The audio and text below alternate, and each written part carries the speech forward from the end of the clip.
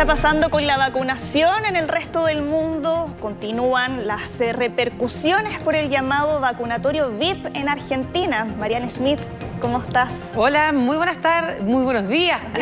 La verdad, Soledad, es que de vacunaciones que hemos estado dando a conocer todo este tiempo, que ha sido un tema muy relevante, hemos pasado a la polémica por estas vacunaciones y la última de ellas claramente ha surgido y ha copado las portadas de todo el fin de semana.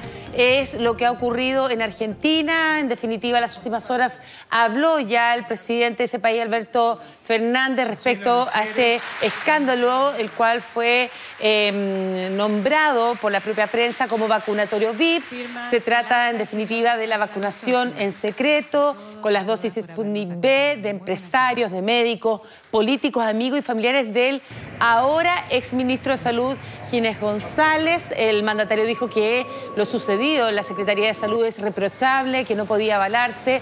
Por eso explicó que aun cuando los vacunados estaban en las condiciones objetivas respecto al grupo etario, por la edad y también las condiciones físicas para poder recibirla, no podía dejar pasar todo lo que ha ocurrido, que es claramente, dijo, es cuestionable este proceder. Reconoció también que lamentaba muchísimo lo sucedido porque Ginés además es su amigo, su gran amigo. Bueno, luego que asumiera este fin de semana Carla Bisotti como nueva ministra de Salud, el presidente le pidió que protocolice en definitiva al máximo el suministro y aplicación de vacunas tan escasas. Además, ha sido mucho más lento este proceso y la adquisición de fórmulas en Argentina.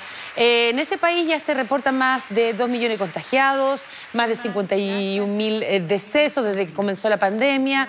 Se ha puesto en marcha, claro, esta campaña de vacunación con algunos problemas, sobre todo con proveedores. Sabemos que con el que mayor firmó fue con Sputnik V y ya Rusia está diciendo que tiene una sobredemanda. Sí. Y claramente va a pedir a muchas empresas en el mundo que puedan elaborar su fórmula porque ya no da abasto. Y entiendo que hace muy poco se autorizó hoy el uso de emergencia de la vacuna Sinopharm, una de las vacunas chinas, la vacuna protagonista de otro escándalo, del escándalo en Perú, que ya durante esta mañana se le otorgó su autorización de emergencia en Argentina, donde debiera llegar en primera instancia alrededor de 1 millón de dosis. Sí, vamos a hablar de los dos escándalos. El primero que hablábamos, este vacunatorio VIP. Estamos viendo, digamos, la fotografía del presidente Alberto Fernández, que es este escándalo repercute a personas cercanas a este gobierno, pero que tenían una directa relación más bien con quien fuera el ahora exministro de Salud. Una campaña de inmunización que se hizo antes del inicio de la campaña de inmunización se produjo estas vacunaciones irregulares en secreto y el exministro Ginés lo conocemos mucho porque él fue el embajador argentino en Chile designado por Cristina Kirchner. Ahora renunció por este escándalo y ¿quiénes eran los beneficiados? Bueno, varias personas cercanas a él y al gobierno. Y ahora vamos a revisar una gráfica que hemos preparado que explica en gran medida y muestra los rostros de los... Mira, son solo 4 rostros de los más de 400, casi 500, que están involucrados en el otro escándalo llamado Vacuna Gate. Aquí vemos al expresidente Martín Vizcarra, también a las ahora exministras. En su momento ella era la ministra de Salud, Pilar Macetti, y también a quien fuera la canciller Elizabeth Astete, que ya fueron destituidas, y hasta el nuncio del Vaticano en Perú, Nicola Girasoli, forman parte de estas 487 personas de una lista, en definitiva, que se elaboró, que recibieron la vacuna china, la vacuna Sinopharm, en forma irregular entre septiembre y octubre del año pasado. Cuando estaban recién participando en los ensayos de fase 3. Exactamente. 122 de esos funcionarios públicos figuran en este listado, 16 pertenecían al actual gobierno. ¿Qué pasa, en definitiva? Que la mayoría de los peruanos cree, según un sondeo, un 96% de los peruanos cree que hay muchos nombres más que están faltando a esa lista. Y ahí sale un comunicado incluso de la Corte Suprema, de los jueces, y han dicho, nosotros por si acaso no estamos en esa lista, ninguno de nosotros hemos sido vacunados. Y ojo que pueden representar el grupo etario. Sí, y recordemos que una de las advertencias que se habían hecho desde el primer minuto en que empezaron a distribuirse las vacunas por parte de la Interpol era del riesgo de corrupción, precisamente por parte de las autoridades, y tanto el caso de Argentina como el de Perú parecen ejemplos casi tomados de manual de esa advertencia que ya había hecho con mucha anticipación Interpol. Vamos con otras noticias, pero que tienen también que ver con el coronavirus, porque Israel está muy adelantado en este proceso de vacunación masiva y es por eso que ya comenzó a flexibilizar el confinamiento después que los estudios demostraran que la vacuna Pfizer tiene una efectividad del 95,8%, prevenir hospitalizaciones, la muerte por COVID-19. Bueno, tiendas, bibliotecas, museos ya pudieron abrir sus puertas, pero se va a requerir, como en todas partes del mundo, el uso de mascarillas y el mantenimiento al menos de la distancia social. Esto, según el Ministerio de Salud, es el primer paso para poder regresar a la vida normal. Bajo estas nuevas normativas, la gente puede ahora acudir a centros comerciales, visitar centros turísticos, en definitiva, que son muy preciados, sobre todo en Tierra Santa.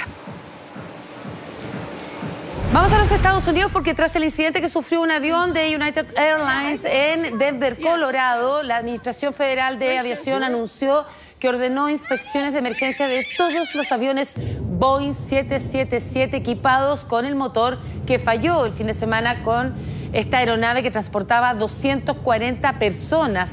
La misma entidad ha advertido que las inspecciones probablemente van a significar que algunos aviones serán retirados de servicio. Y en ese sentido, United Airlines dijo que va a suspender ya voluntariamente las operaciones de 24 de este tipo de aeronaves mientras se lleve a cabo esta investigación. Un incidente que ocurrió cuando el avión viajaba hacia Honolulu, en Hawái, y en forma repentina sufrió una falla de motor poco después del despegue ahí desde el Aeropuerto Internacional de Denver, y empezó a lanzar una serie de escombros durante su regreso a la pista de aterrizaje. Escombros que cayeron en varios jardines de casas particulares. Afortunadamente, nadie resultó herido. De hecho, estamos viendo parte de los registros audiovisuales. Es el motor derecho el que está en llamas en el ala de este Boeing 777. La mitad de Texas sigue sin agua potable en medio de la extensa ola polar que afecta a gran parte de los Estados Unidos, en la que ese estado en particular ha resultado más golpeado. Ya ha pasado una semana, la emergencia continúa, son más de la mitad de los 29 millones de residentes de este estado que no pueden tener o contar con este preciado elemento por el posible contaminación derivada de la rotura de cientos de tuberías. Ante esta situación, las autoridades ya han ordenado que tienen que hervir el agua antes de poder utilizarla. Además, los cortes de suministro eléctrico están todavía afectando a grandes extensiones, barrios que afectó a millones de personas. La demanda de energía, Soledad, ha sido sin precedentes, se disparó su precio hasta el 70 veces por encima de lo habitual, y en ese contexto habló el gobernador, esto lo calificó de inaceptable, que primero todos los tejanos sufrieran por los días de frío, estar sin electricidad, con problemas de calefacción, ahora el problema del agua potable y más encima sufrir este costo del alza de energía. Así que ha sido un frente complejo, ya son 70 las personas que han fallecido producto de esta emergencia. A eso se suma además toda la polémica con el viaje del senador Ted Cruz, ¿no? Que había viajado a Cancún, tuvo que regresar y ahora está tratando de limpiar su imagen. Hay un video que se difundió donde aparece ayudando en las tareas de limpieza a la casa de una amiga, pero bueno, todavía continúan las críticas y la polémica por haber hecho ese viaje en un momento que, como tú describías,